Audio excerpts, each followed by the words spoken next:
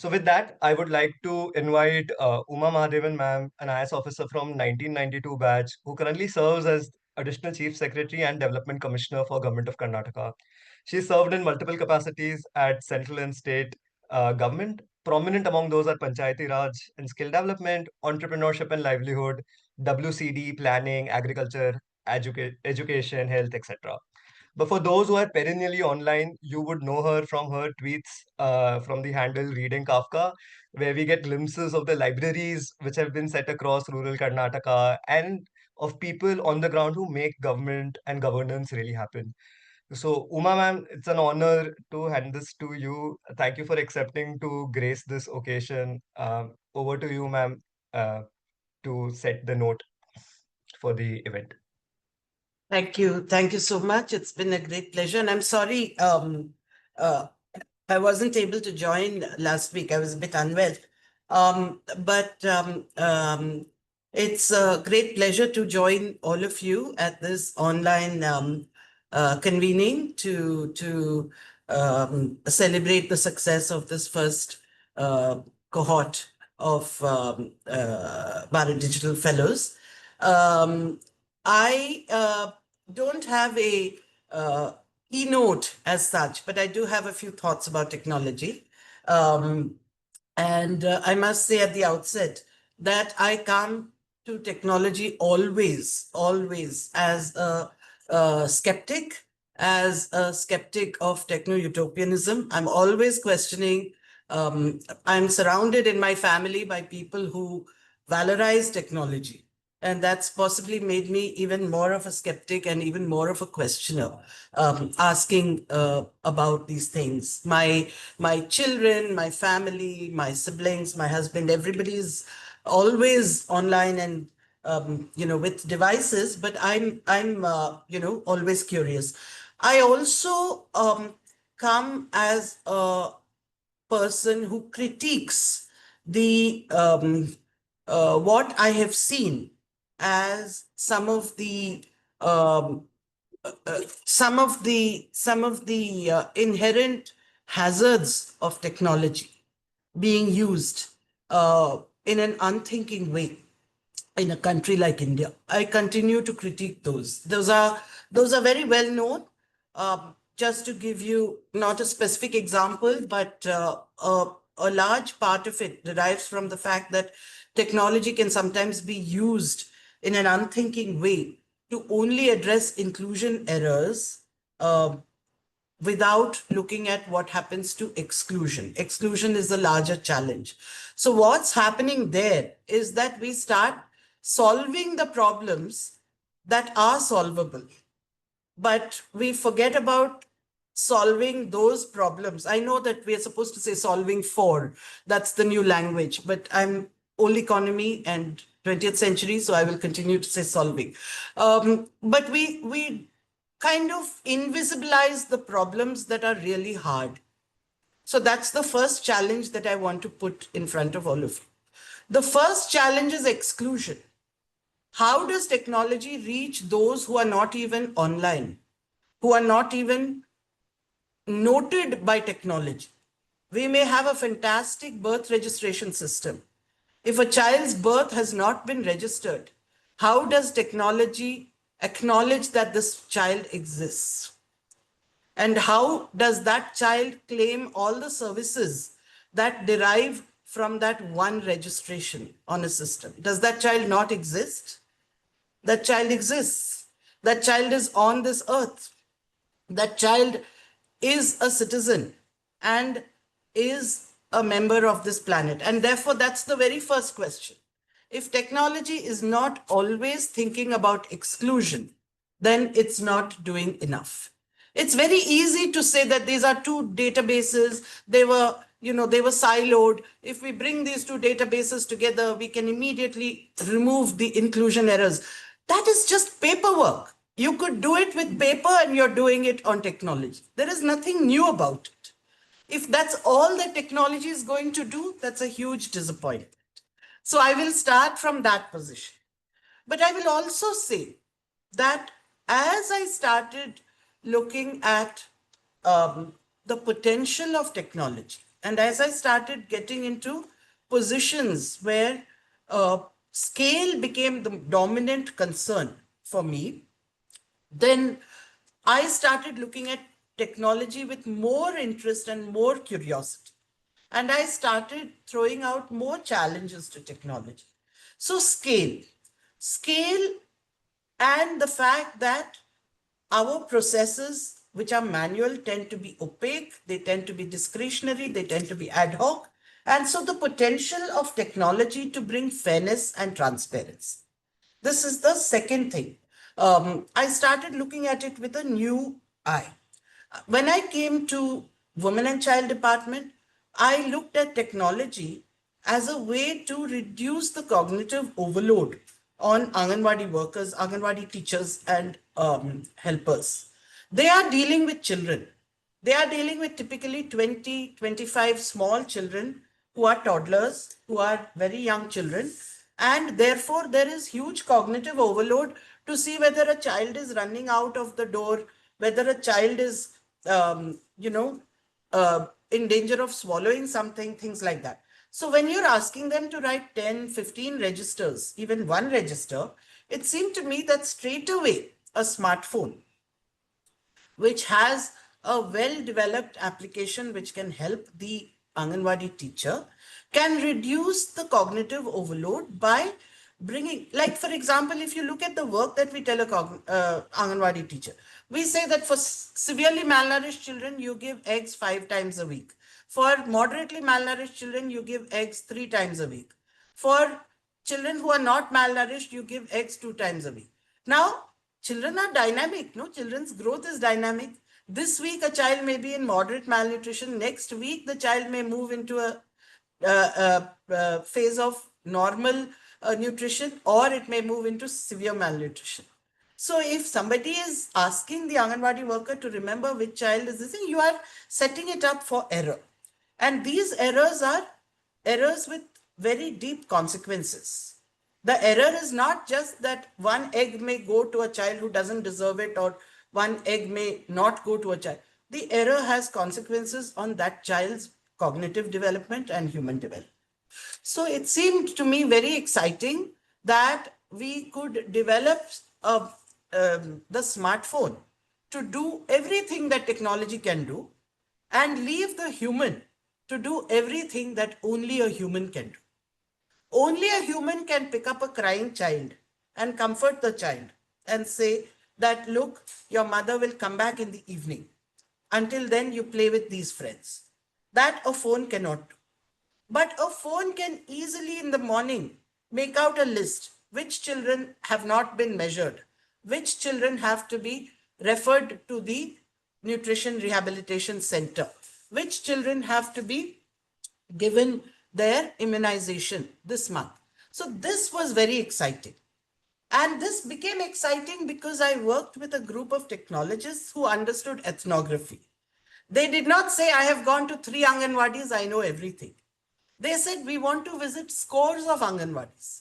We want to visit Anganwadis in different places, tribal areas, slum areas, forest areas, nomadic areas. And we want to see what are the different nuances that we need to bring. I liked the idea. The very fact that a technologist was talking about nuance was very interesting to me, because by definition, technology seemed to me, these were all critiques that I already had in my mind. These were my biases. Algorithmic bias has nothing on my kind of biases. I come with a huge set of preconceived opinions about, very strong opinions about technology. So I felt that it was interesting that technologists were talking to me about nuance, and that was very hopeful. It gave me a lot of hope.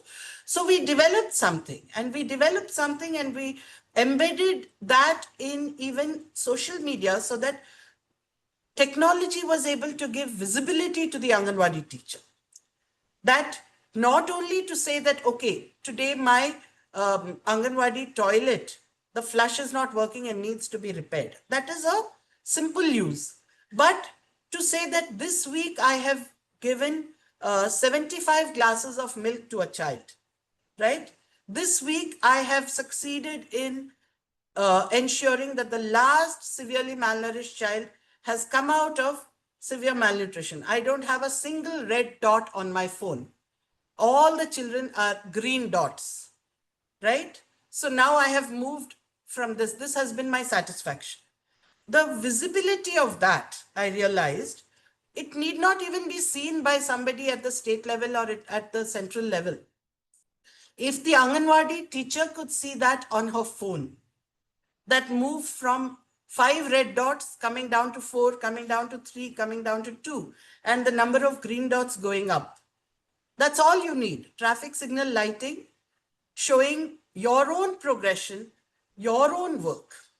That was visibility. Because technology in such a case actually was helping intrinsic motivation, right? So the second thing, the first thing that we should avoid is to do cheap, small things like only removing inclusion errors. That's a very small, low-hanging fruit. The second thing is that we should constantly address exclusion. How can technology reach exclusion? The third thing is how can technology build on intrinsic motivation? These are the things that interest me about technology and make it possible for me to interact with technology as a tool rather than as something that is imposed and that streamlines and standardizes in ways that will actually be dangerous to human uniqueness and human creativity. I also became interested in technology because I started looking at how my children use technology. Initially I was a Luddite. We said we will not have TV at home. We did not have TV for a long time. Later we moved after after children get a smartphone in their hands, then you've really got to keep talking to them. We found that the way to actually address this is to keep talking. Instead of allowing somebody to just go into this deep techno kind of way of interfacing with the world, we found that the way to address the dangers of having only this technological view of the world was to keep being human, keep doing things, have conversations at the dinner table, things like that. But I also found, it was very interesting, I found that my kids were using technology in ways that were very, very exciting to me. They were using text. My elder son hated reading long texts, but what he would do on the iPad is highlight the text and make it read to him. So text to speech. I immediately started asking our group in Panchayat Raj that if we have illiteracy and we have 13 or 14% of our elected members are illiterate, why should they be uninformed? They can use text to speech, right? And similarly, why should it take 5 days or 6 days to compose and write down the proceedings of meetings? Why can't we use speech to text? So this became interesting to me. And as Harsh knows, we started looking at even creating community podcasts, community radio broadcasts using technology to summarize the main decisions and increase information. So the increase of information, we know that democracy is in danger when citizens are not well informed, right? But the sources of reading in a country that is so deeply unequal, where access to reading material, access to school, access to literacy continues to be a problem, why is it that we can listen to the latest Taylor Swift songs, but people cannot know what is going on in the country? It should be possible for us to create huge amounts of text, huge amounts of audio, which people can listen to and get information that will help them to ask questions and help them to participate. Participatory democracy. It need not be only Estonia, which uses direct democracy. We can also have people sitting around a table, right? In a panchayat, 15 members are there. Why should they come only for that? So technology showed me, data analysis showed me that the highest membership and attendance was actually in the first 45 days when the chairperson of the panchayat, the adhyaksha of the panchayat is elected. because that's when everybody comes and votes and they feel that their vote has value. But later they drop off. They drop off for many reasons. One, because to come to a meeting, they have to actually, some of them are so poor that they have to forego a day's wages. So then we said that first thing we will do is we will give wage compensation. We will give a sitting fee which is equal to the Manrega wage so that they need not miss a day's wages. Second thing is, sometimes, because local politics tends to be like that, like any type of politics, sometimes information did not go to them, either error of omission or of commission. Sometimes a panchayat meeting notice doesn't go. Sometimes should be possible to send an SMS with a tiny URL that this is the time of the meeting, please come. Should be possible to send a voice memo. These are all small things. These are not difficult at all. These are the low-hanging fruit. But the low-hanging fruit should lead to more and more. Then we said that in every agenda, in a panchayat, the first meeting should start with the review of decisions on the previous meeting. So it should pull up the decisions of the previous meeting. And the meeting should only happen online. So that even though 15 people are sitting around a table, the meeting should happen online and every single person should vote on every single agenda. This is direct democracy, right? Where a representative, a local representative, is voting on every single agenda. We know that political realities show that they will probably be aligned towards voting for whichever their group is. It's okay. But even then, the value of my vote will be reminded to me every time that I vote a yes or a no, depending on. So I have that leverage, and that the vote is a leverage in my hand. It's not just a silent power that lies there only once a year when I go and vote for the president of my panchayat. I can vote each time. And that is how democracy works. That is how representative politics works. I ask for something. You want this from me? You have to do this for me. You have to do this for my constituents, right? That is the incremental way in which we can improve participation. And most importantly, why can't we do this and then of course, you should see how much discussion happened when we said the meeting should be closed on the same day and should be digitally signed and the proceedings should be published on the same day. They said, madam, it's very difficult. Decisions, we have to take at least 3 or 4 days to write up the decisions. I said, no. There was a reason for this, because humans tend to forget all the arguments and the discussions and the fights and all that which go on, heated discussions. And when the notebook, the register goes to the panchayat president's house, the panchayat secretary and the president will write something, they will leave some blanks, they will leave some this thing. Later, after 15 days, you will come to know. That's not the way. If it's signed on the same day, there's clarity, there's freshness, there's recall, and it goes into the public domain.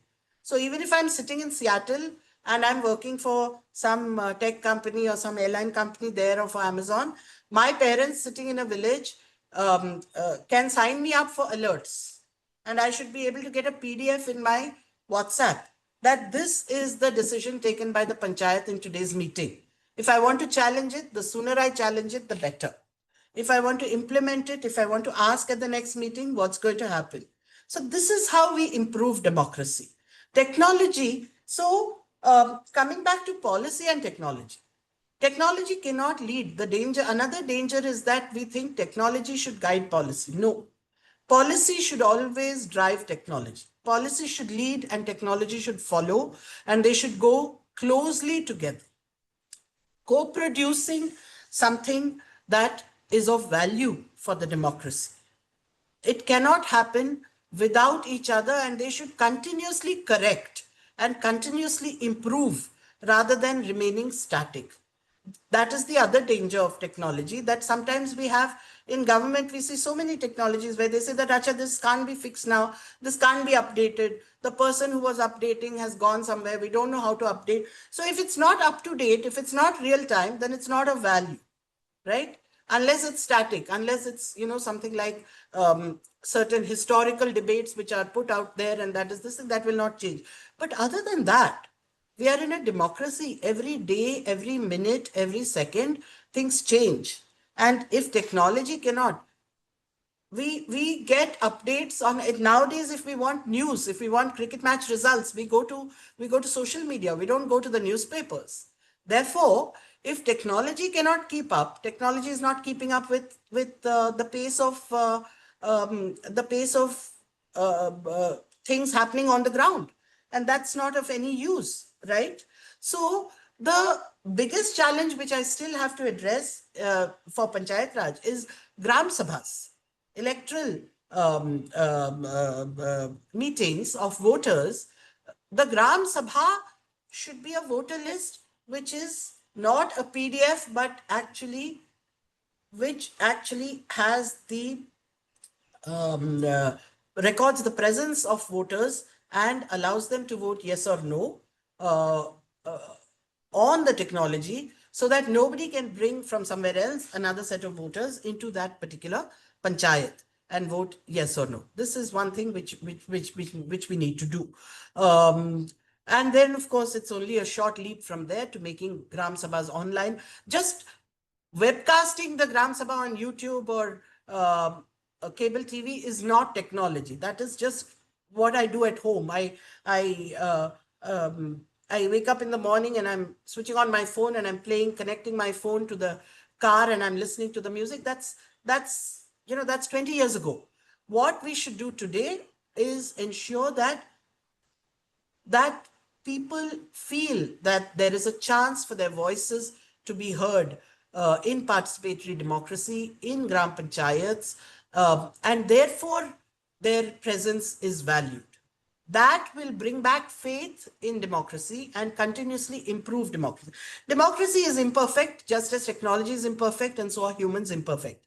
But what I'm trying to say in this small little keynote, which is a bunch of scattered thoughts, is that technology can be a very, very valuable tool in helping us to make democracy better and better, to make representation better and better, to improve participation, to improve deliberation, and to improve our reach for those who are excluded and help them to come into the system. I'll end with an example that we had when Ajay Seth was in education and I was in women and child. We realized that whenever there is a pregnancy, early registration of pregnancy itself is not 100%. Antenatal checks. Pregnant women require at least 4 antenatal checks, but even that is only around 70-75% in as per NFH's data. And therefore, we started looking at what are the gaps. We realized that Anganwadi worker, ASHA worker, ANM, there are 3 or 4 points where a pregnancy can be registered and brought into the system. We said, what if we integrate these and allow data to come in, but the moment one person brings it in, it should reflect for all, because different people in this system, right? Different actors. The Anganwadi worker mobilizes. The Anganwadi worker is interested in what happens once a child is born, whether the child is getting their immunization, whether the child is getting their supplementary nutrition. The ASHA worker is interested in getting the pregnant woman to have her antenatal checkup, have her tetanus injection, have her IFA tablets, have her calcium. The ANM is the person who actually administers the tetanus injection and does the antenatal checkup, and then the PHC doctor does the ultrasound. So these are all different kind of actors. Now, bringing this complex set of things together is something that should be a technologist's dream. It should help us. It should make it visible without violating privacy. That here. And then it's only one step away to ensure that every pregnancy results in every live childbirth, resulting in a birth registration, right? Resulting in recording the weight of a child. If 20% of children are still born with low birth weight, those are the children we need to focus on when we are looking at malnutrition. Birth weight and birth registration should happen together. If states have programs for girl child being born and girl child getting registered for cash transfers, conditional cash transfers, then automatically, if the child is eligible, we should be able to tell that household that, because the poorest families are the ones who have to deal with middlemen and touts and deal with lack of data, lack of information, lack of resources to go and get enrolled for these things. We can reduce corruption, right? And as you can see, reducing corruption is the easiest of the things. The rest of it is the constructive stuff. The constructive stuff is, how can we reduce malnutrition using technology? How can we reduce maternal deaths? How can we improve infant outcomes? How can we improve birth registration?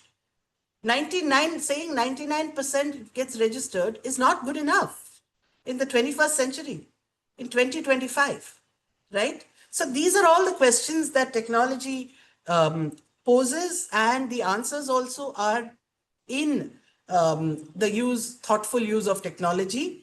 I'm really happy that RDPR Karnataka was able to host 3 very bright young fellows this summer, and I look forward to more engagement with the Bharat Digital Fellows and the fellowship, and longer conversations about how we can work together to solve some of the most difficult problems facing our country and facing our world in the 21st century. Thank you so much for inviting me.